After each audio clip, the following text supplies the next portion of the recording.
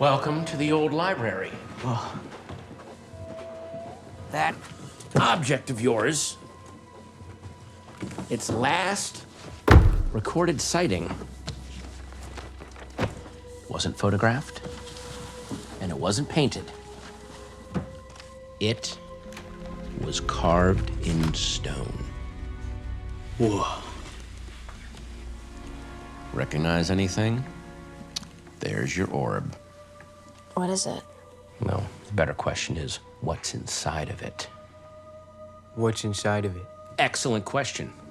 Probably sand, but if you believe the folklore, and I always believe the folklore, that orb is a magical prison for a phantom god called Garaka. See, 4,000 years ago, Garaka served a bloodthirsty king called Samudari. You know, from the Battle of the Seven Armies, etc., etc. After Garaka helped conquer half of Central Asia, the king grew suspicious of his ambitions. Garaka was captured, branded, broken, and disfigured. His horns, the source of his greatest strength, were like ripped off his head. It's nasty stuff. I love it, no notes. But Garaka didn't take too kindly to that and went on a bit of a murder bender. His plan was to raise an army of the undead and wage war on humanity by channeling fear into a weapon. Kusharat Umoti. The death chill. The power to kill by fear itself. A cold shiver runs down your spine.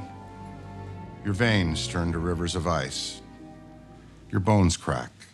Your lungs cave. And the last thing you see is your own tear ducts freezing up. So cool. Anywho, before Garaka could collapse the collective bronchial tubes of Greater South Asia, he finally met his match. His icy spell was shattered by a roving band of mythical spirit catchers called the Fire Masters, who used fire and brass to trap the evil god inside of an orb.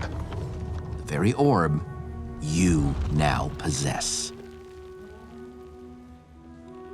Kind of like Ghostbusters. Yeah.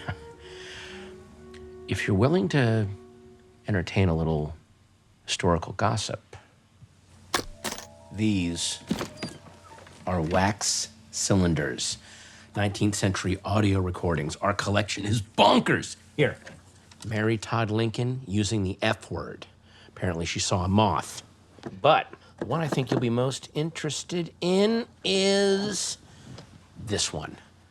See, back in the Gilded Age of our fair metropolis, there was this group of rich assholes called the Manhattan Adventurers Society.